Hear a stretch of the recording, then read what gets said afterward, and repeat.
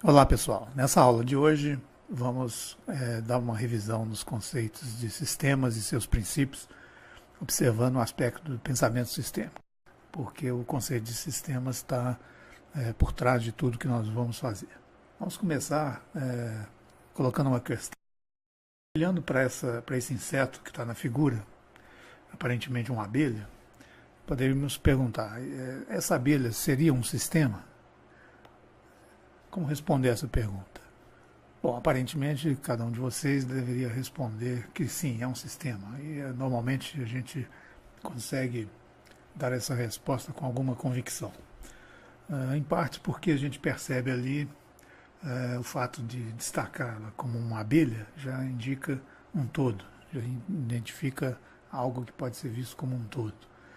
E ao mesmo tempo a gente consegue ver partes, né? A cabeça, a asa, o abdômen, as pernas, etc. É esse conjunto, né, que a gente trataria como um sistema. Mas vamos detalhar melhor essas ideias. Qual que seria a diferença entre um sistema e um aglomerado? Né? Aparentemente, a figura da esquerda é diferente da figura da direita em alguns aspectos importantes. E talvez isso permita a gente definir o que é um aglomerado e o que é um sistema. Vamos observar. Do lado esquerdo nós temos aí um conjunto mais esparso, e do lado direito nós temos uma figura mais densa, com mais fluxos, né, de entrada e saída, e fluxos entre os elementos que estão dentro da área verde. A gente diria então que o da direita seria um sistema e o da esquerda seria um aglomerado. Por quê? Exatamente pelo fato de ter uma maior conexão e que a gente conseguir ver aquilo como um todo e observando que há uma interação entre o ambiente e a parte verde, né? Quer dizer, existem fluxos de entrada e fluxos de saída. Ao passo que do lado de lá, no que a gente está chamando de aglomerado, nós não temos fluxos entre os elementos, apenas fluxos de entrada do ambiente para a área verde.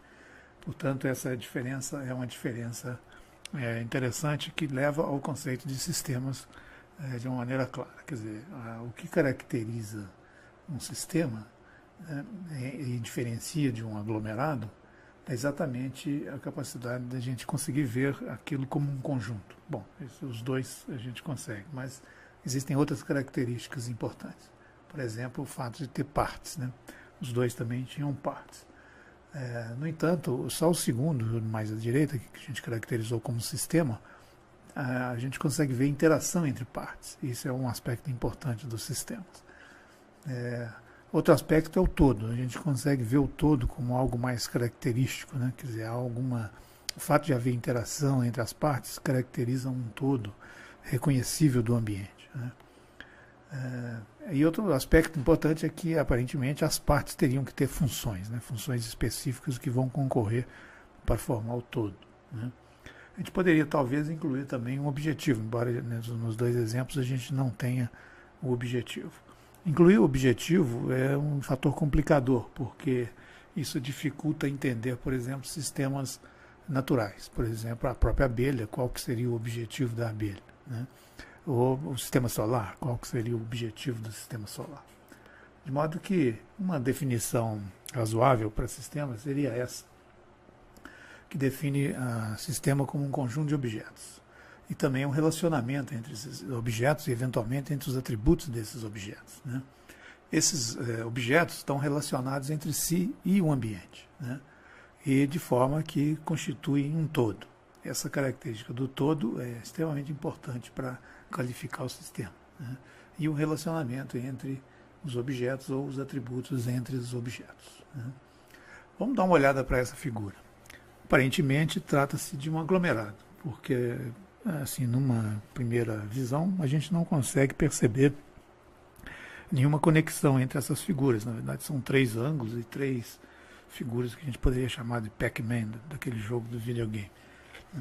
Bom, aparentemente não há uma conexão entre eles. Mas observe o seguinte, uma pequena modificação na posição relativa desses objetos produz essa figura.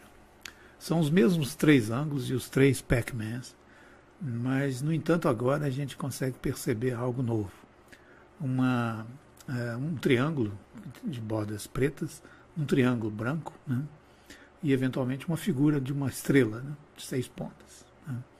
Essas figuras, não, o triângulo e as estrelas, a estrela e os triângulos não estão desenhadas, mas são resultados da interação entre os elementos. Né?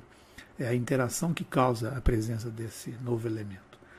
Isso é uma característica interessante e importante dos sistemas, né?